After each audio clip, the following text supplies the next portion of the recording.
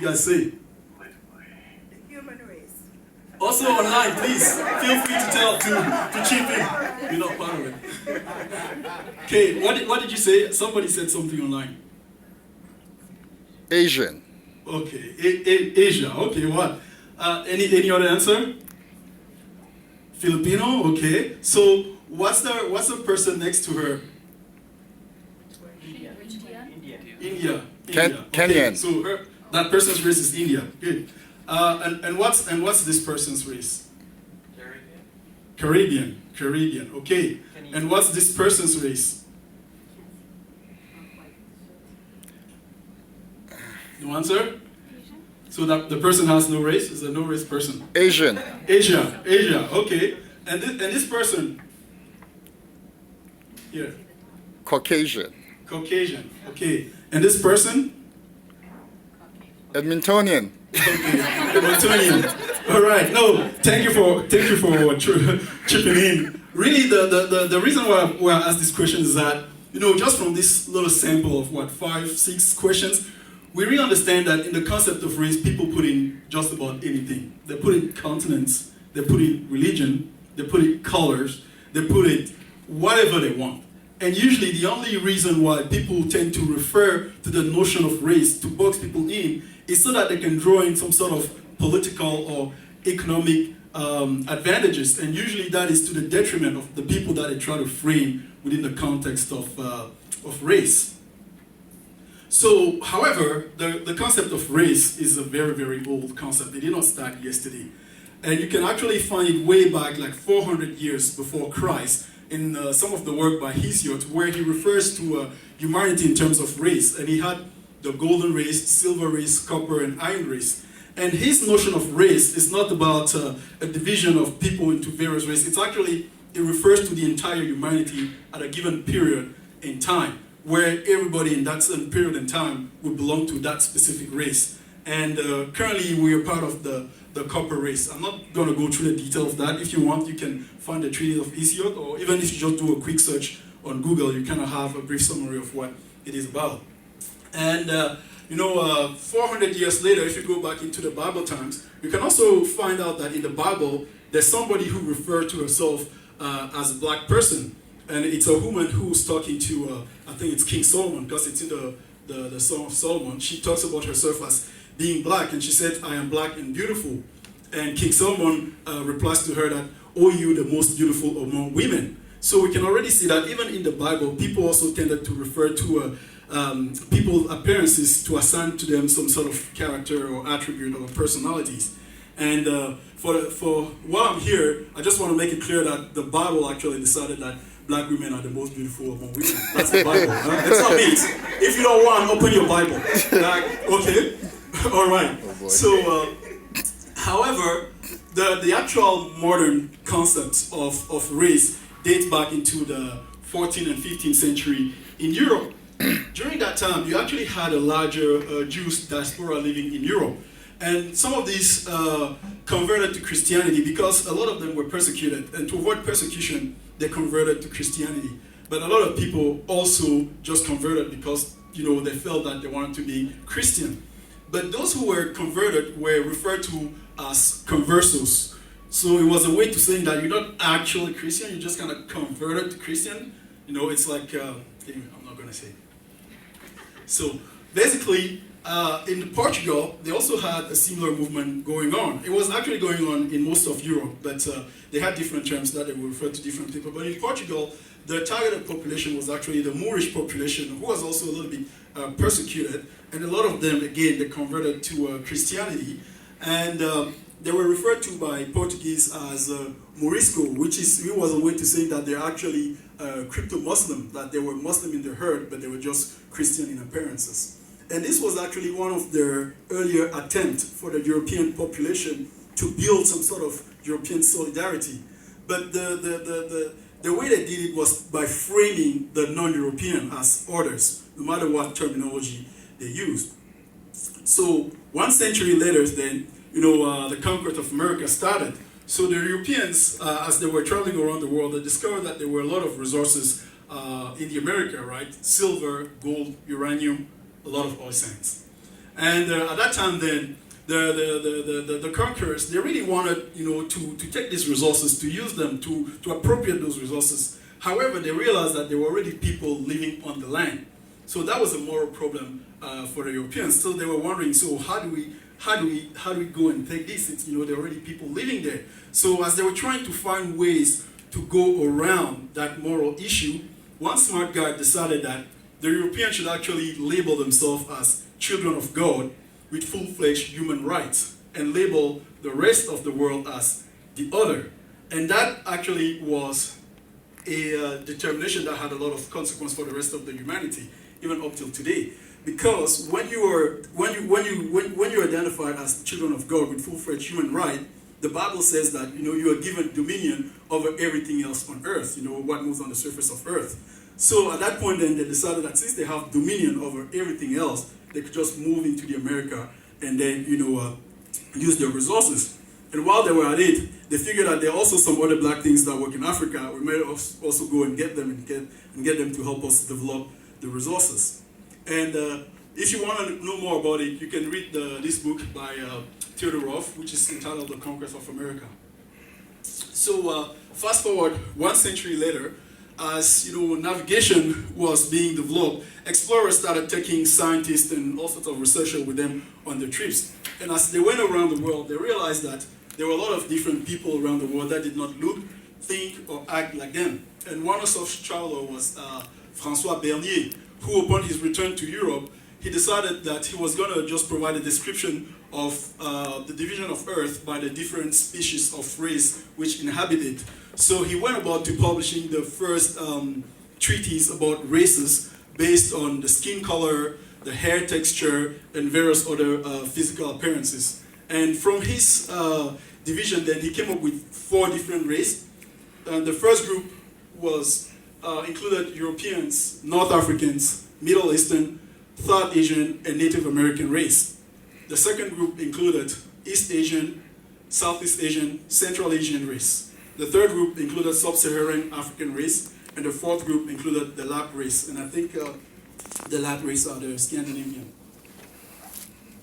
So now, 1 century later, we stepped into the Enlightenment. So during the Enlightenment, they were not just going to take what some travelers says, right?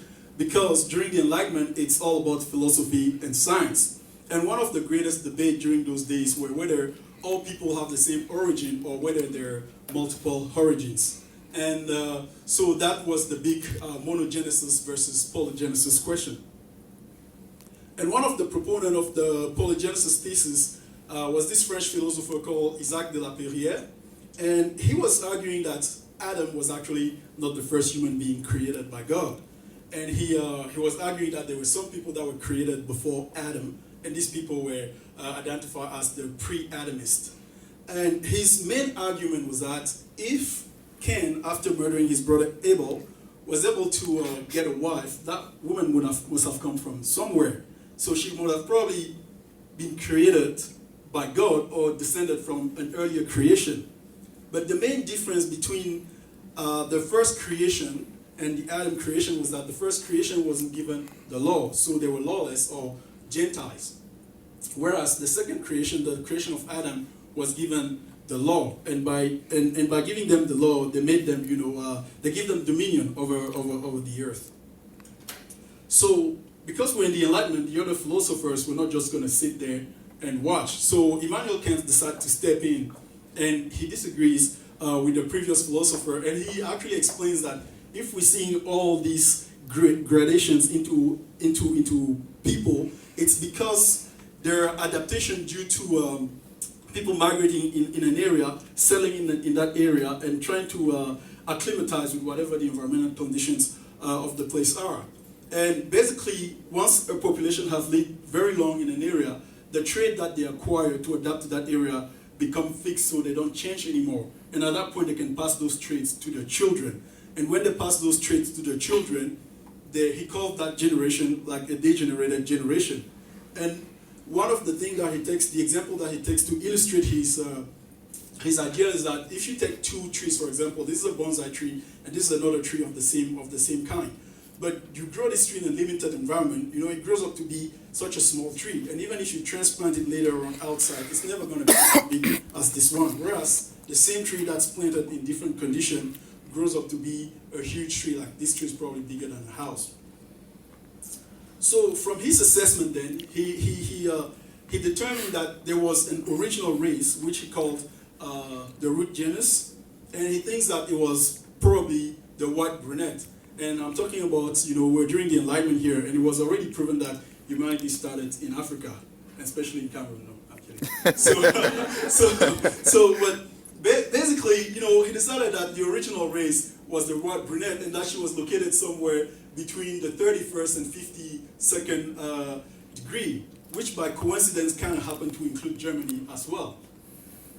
And then he decided that the first degradation of the brunette was what he calls the noble blonde. The second degradation was the copper red. The third degradation was the negro. And the fourth degradation was the olive yellow. So that was his predominant thought. However, the other philosophers were not just going to sit there and watch, right? We were talking about the Enlightenment here, so people have to enlighten the other people. So Charles Darwin steps in. He kind of sort of agrees with Immanuel Kant, but he agreed just in parts, right? He thinks that, yeah, the notion of race is a mere convenience. And he thinks that all the races can, you know, graduate into other races. And to illustrate what he means, he takes the example of the European and the Hindus. They're all together from like the Hindu-Aryan origin, but you know, phenotypically, you know, their appearances are really different, although they have the same roots originally. And then on the other side, if you look at the Europeans and the Jew, the Europeans that are of Indo-Aryan origin and the Jew that are more of a Semitic origin, they really phenotypically look similar. And he thinks that this is an adaptation that is related to the environment they settled in. However, where he disagrees with the other philosophers is that he doesn't even think that God actually created human. He's like, don't involve God in you guys' human business. Actually, God created monkeys. And the monkeys, the good monkeys, the fittest monkeys, evolved to become human. And I thought that, oh yeah, that's kind of a great idea. So then what happened next? And then I started thinking, and I figured that probably the best human evolved to become saints. And the best saints probably evolved to become angels. Right? So, you know, I just have to throw in some humor because the topic of race is kind of heavy. However, the point I'm trying to make here is that, you know, the notion of race is really fluid. And people struggle to define what it is. You've seen that, you know, and there are other examples I could have brought up, but I think these few examples shows us that they tried with religion, it was tough. They tried with science, it was tough. Even in philosophy, they couldn't do anything. It's really fluid and everybody puts in what it wants. That's the only point I wanted to make. And really, like they say, these notions actually evolve, they change, right? You know, people's physical appearances is not a testimony to what they can actually do. And if you don't believe me, you know, you can be born a young black person and as a very famous white artist. Why are you guys laughing? Is it black or white? Doesn't matter. So you agree with me that it doesn't matter. That's exactly the point I'm trying to make, right? So you can be labeled, you know, disabled person, and next thing you know, you're winning Olympic gold medal against able-bodied people, right? Or you can start the race as a female, and by the time you win the gold medal, everybody's like, you're a man. Right? So this notion of physical appearances are really fluid. Or, you know, you can be born a young man, born and raised a young man, but by the time you are in your 20s, you are one of the most beautiful Canadian top model who ever lived. Oh, God. And I know all the guys are wondering, yeah, she's still single. So anyway, as long as we keep, you know, boxing people based on some of external appearances, which are not really part of what they can do or part of the character, we'll always end in a situation like this. And I want to ask you, what do you think this is? When you see that, what does it bring up to your mind? Anybody wants to volunteer? Partners in crime. Exactly. Good. Partners in crime. Somebody else?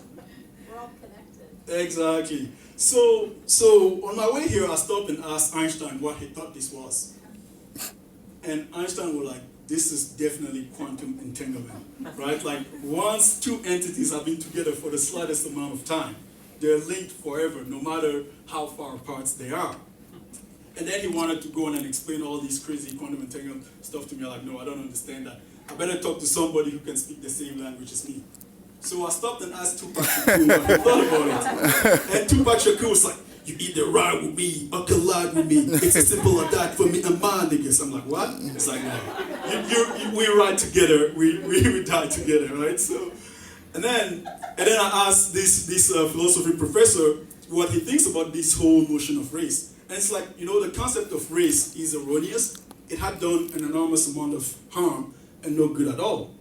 So I asked him, so what do you suggest we do? He said, well, if it only depended on him, we should drop the term race from the vocabulary altogether. And I'm like, well, that doesn't sound practical, right? Like, there's tons of books that's been written with that. It's really a shortcut in the language that people use to express themselves, regardless of whether the intent is positive or negative. But at some point I thought I could almost agree with him, but I remember that no, if you actually drop the word from the language, black women would not be happy because it's stated in the Bible that black women are the most beautiful among women. So if we drop the notion of race, they're going to start a strike out there, nobody will be able to breathe. So he said, well, if you disagree with me, why don't you ask my colleague on the other side there? So this is Vasconcelos, he's a Brazilian philosopher. And he's of the idea that we're blessed in America to have this, diversity of races. And he said that, in America we should arrive at the creation of a new race fashioned out of the treasures of all the previous races. And he calls that race the final race or the cosmic race. I guess when he mentioned the final race, he thought of the final solution. He didn't like the terminology, and then he suggested to use the cosmic race. So I asked him, like, what do you mean by, the treasure of all the previous one? And of course he's Brazilian, he's biased. So what he did, he went out and pulled out the Brazilian soccer team. And he asked me, you would agree with me that the Brazilian soccer team is the best soccer team in the world? I was like, whoa, Cameroon is the best soccer team in the world. And then he's like, whatever. At least you can agree that they won more World Cup than any other team. I was like, okay, on that we can agree. And then he said, do you know why they're such a consistent and good team? I like, no, I don't. Do you have something to share with me? It's like, it's because of their diversity. And I'm like, stop right there. The Spanish team is made out of all white players, but they are as good. And you tell me that, yeah, this is where you're wrong. Because when I talk about diversity, I'm not talking about their external appearances. I'm talking about all the unique skills that they bring to the team to make it the best team. And it's like, can you imagine a Brazilian team made out of only goalkeepers? Who'll be scoring the goals? Or if the Brazilian team is made out only of strikers, who'll be defending or who'll be protecting the goals? So then he decided to deconstruct or to break down what he means by the Brazilian soccer team. And he explains to me that the Brazilian soccer team is an aggregation of characters that distinguish each individual player from the other. And he insisted on the word distinguish but not different. So he says that it makes them distinguished but not different. And then I was kind of prompting him about what it means by that. He asked me to go look up in the dictionary. So I went and looked up the meaning of the various words in the dictionary. And then it appears that distinguish actually means what makes oneself prominent, worthy of respect through one's behavior or achievement. And differences really focuses on disagreement, quarrel, and disputes. And I'm like, okay, you seem to have a point there. But I still wanted to continue my quest. So I figure I'll talk to W.E.B. Du Bois because he's somebody that's really been impacted by this notion and concept of race. And I asked him what he thought about the previous idea about, building solidarity and things like that and how we should go about it. And he said that it is conscious striving together for a certain ideal in life that cements solidarity. So if we really have a common ideal, work together towards that idea, we start building up those solidarities. But I thought, okay, this is an interesting idea. But I've been in projects where we're all working towards the same objective, but at the end of the project, nobody talks to anybody else, right? And I remember that a couple of years ago, was maybe 3 years ago, the soccer team of Barcelona was one of the best teams in the world. But they had Lionel Messi and Neymar. Every time the Barcelona would win, everybody would talk about Lionel Messi, they never mentioned Neymar. And eventually Neymar had to leave the team. So I thought, why is that sometimes people work together for a common goal, but it ends up being a sour grape, right? So and then I started thinking about it, and I decided to also question one author who is called Guy Ahmed Baignac, and his opinion is and his opinion is that the only way that we can actually harden these solidarities, that we can actually strengthen this solidarity, is if everybody's contribution is acknowledged. And I think that the sport industry has already started picking up on that. And if you don't believe me, you have to watch a basketball game, for example. You think that you're in a Tim Hortons, right? They're like, oh, LeBron James, double-double, double-triple, triple-double, But the fact is, what they're trying to do is simply to acknowledge the contribution of every player in various aspects of the game, right? The offense, defense, and passing. And in hockey, you can also see that, right? In hockey, when somebody scores, they will mention the person who scored the goal, but they also mention the person who did the assist.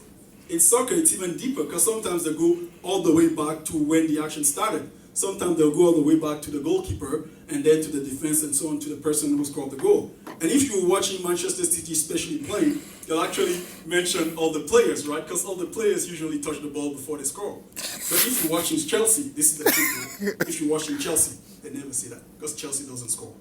Right?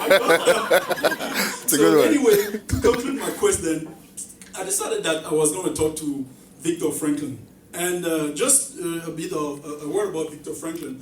Viktor Franklin was a neurologist and a psychiatrist. He's the founder of the logotherapy and a survivor of the concentration camps. And while he was in the concentration camps, he used to observe both the guards and the prisoners. And he realized that a lot of the guards were very good to prisoners. Right? They'll sometimes hide medicines in their uniform to give to prisoners and so on. But other guards were really, really rude, were really bad. They were cruel to prisoners. In the meantime, among the prisoners, there were also other prisoners that were really, really bad to other prisoners. They would always go and report them to the authorities and things like that, so that they can have an extra cigarette or more rest time during forced labor. And other prisoners were very good to other prisoners, as well as they were very good to the guards. Right? If somebody had a fever, for example, some of the good prisoners would give them their blankets so that they're not so cold, and they'll stay with a blanket and they'll freeze. And from that on, he thought that really in the humanity there are only two races. They're just the race of decent men and the race of indecent men. And I think that I'll tend to agree with him on that. But Michael Jackson thinks that there's only one single race. And what I'd like you to do is to sing the Michael Jackson song, if you don't mind, about Heal the World. Are you ready? Oh boy.